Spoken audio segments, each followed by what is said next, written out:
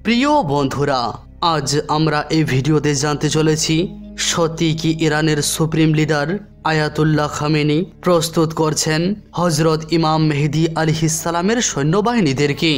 সত্যি কি ইরানের সৈন্যবাহিনীরাই হবেন হজরত ইমাম মেহেদী আলাইহিসসালামের সৈন্যবাহিনী? বন্ধুরা, যেমনটা কিনা আমরা সকলেই অবগত রয়েছি যে ফিলিস্তিন এবং ইসরায়েলের যুদ্ধের 1 বছরেরও বেশি সময় কেটে গেছে, যেখানে ফিলিস্তিনের উপর অত্যাচার করা হচ্ছে। অন্যদিকে সমগ্র বিশ্বের মুসলমান চুপচাপ রয়েছে। সেখানে খোলাখুলিভাবে শুধুমাত্র একটি দেশেই তাদেরকে সঙ্গ দিচ্ছে, সেই দেশটি হলো ইরান। আর ইরানের সুপ্রিম লিডার আয়াতুল্লাহ খামেনি সমগ্র বিশ্বকে জানিয়ে দিয়েছেন যে যারা আলিওয়ালা হয়ে থাকে তারা কোনো কিছুরই ভয় করে না।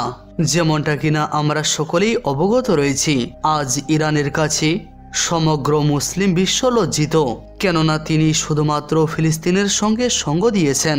তাহলে কি ইরানের সৈন্যবাহিনী ইমাম মেহেদী আলাইহিসসালামের সৈন্যবাহিনী হবেন? বন্ধুরা, আজ আমরা এ বিষয়ে বিস্তারিতভাবে আলোচনা করব, তো আজকের এই ভিডিওটি সম্পূর্ণ দেখুন।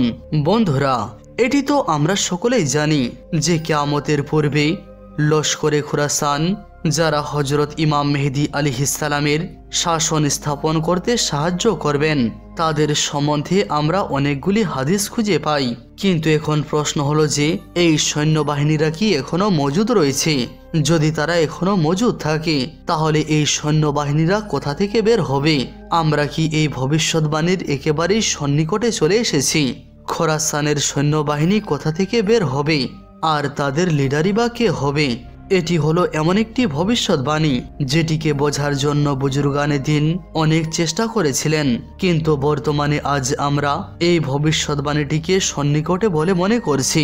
হাদিস শরীফে বর্ণিত রয়েছে যে কিয়ামতের সন্নিকটে খোরাসান থেকে একদল সৈন্যবাহিনী বের হবে যারা সত্যের পতাকা উত্তোলন করবে এবং হজরত ইমাম মেহেদী আলাইহিসসালামকে সাহায্য করবেন, যাতে করে সমগ্র বিশ্বে ন্যায় প্রতিষ্ঠিত করা যেতে পারে। এই সৈন্যবাহিনীদের সম্বন্ধে এটিও বর্ণিত রয়েছে যে তাদেরকে কেউ বাধা দিতে পারবে না এবং এই সৈন্যবাহিনীরা বাইতুল মুকাদ্দাসে পৌঁছে যাবে, যেখানে তারা সত্যের পতাকা উত্তোলন করবে। এই ভবিষ্যৎবাণীটিকে উলামায়ে কেরাম এবং ফুকাহায়ে কেরাম বিস্তারিতভাবে জানার চেষ্টা করেছেন, কিন্তু সব সময় প্রশ্ন এটিই ছিল যে খোরাসান অথবা খেরাসান কোথায় রয়েছে। যুগ যুগ ধরে এটিকে নিয়ে বিভিন্ন ধরনের মতামত পেশ করা হয়েছে।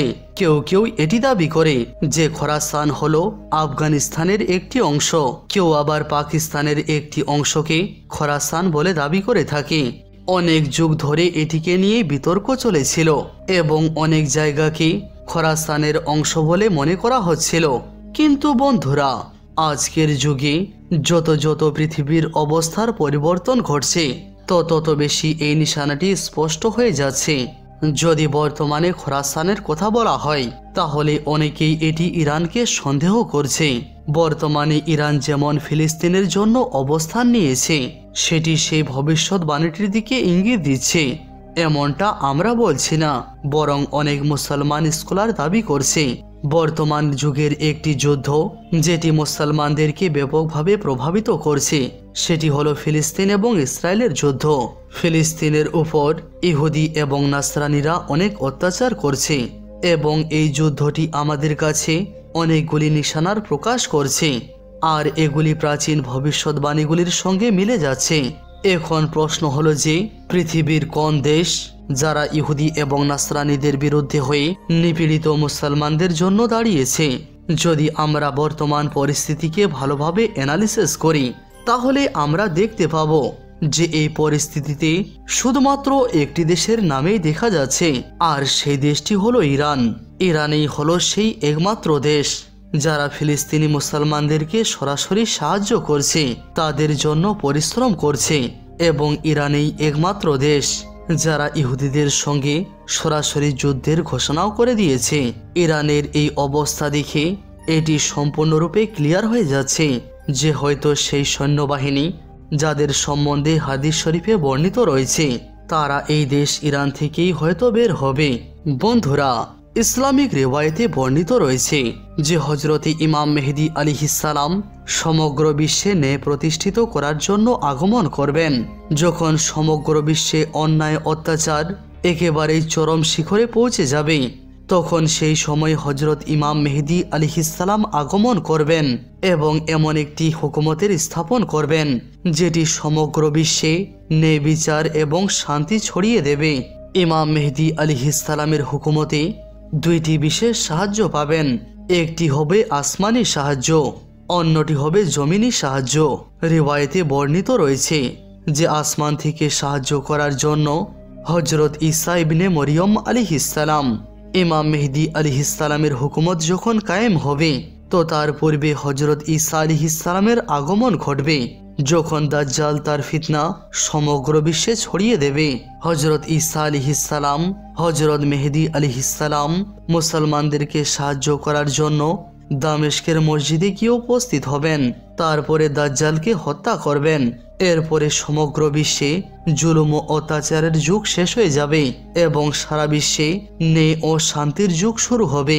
এছাড়াও হযরত ইমাম মেহেদী আলাইহিসসালাম জমিনি সাহায্য পাবেন, আর সেটি হলো লস্করে খোরাসান। খোরাসান থেকে বেরিয়ে আসা সৈন্যবাহিনী হযরত ইমাম মেহেদী আলাইহিসসালামকে সাহায্য করবেন। তারা জুলুম ও অত্যাচারের বিরুদ্ধে লড়বেন এবং তারা এই যুদ্ধে জয়লাভও করবেন। তাদেরকে কেউ থামাতে পারবে না। বর্তমান পরিস্থিতি দেখে আমরা এটি বুঝতে পারছি যে যেমন যেমন জুলুম ও অত্যাচার বেড়ে যাচ্ছে, তেমনি এই নিশানাগুলি ধীরে ধীরে স্পষ্ট হয়ে উঠছে। খোরাসান থেকে সৈন্যদল বেরিয়ে আসা এবং পৃথিবীতে অন্যায় অবিচারের বিরুদ্ধে লড়াই, এই সমস্ত কিছু হযরত ইমাম মেহেদী আলাইহিসসালামের আগমনের সঙ্গে একটি গুরুত্বপূর্ণ সম্পর্ক রয়েছে। পৃথিবীর বর্তমান অবস্থা দেখে এটি মনে হচ্ছে যে সেই সময়টি অনেক সন্নিকটে চলে এসেছে, যখন এই নিশানাগুলি একেবারেই সত্য বলে প্রমাণিত হবে এবং হযরত ইমাম মেহেদী আলাইহিসসালামের আগমন হবে। যদি আমরা বর্তমানে মুসলিম বিশ্বের উপর নজর দিই, তাহলে এখানেও আমরা দুইটি মত দেখতে পাব। একদিকে তো সেই দেশগুলি রয়েছে যারা অন্যায় অবিচারের দিকে দাঁড়িয়ে আছে, কিন্তু অন্যদিকে সেই দেশগুলিও রয়েছে যারা সত্যের সঙ্গ দিচ্ছে। অবশেষে আল্লাহ তাআলার কাছে দোয়া করি, আল্লাহ পাক যেন আমাদেরকে সমস্ত ফিতনা থেকে সুরক্ষিত রাখেন। আমিন ইয়া রাব্বাল আলামিন।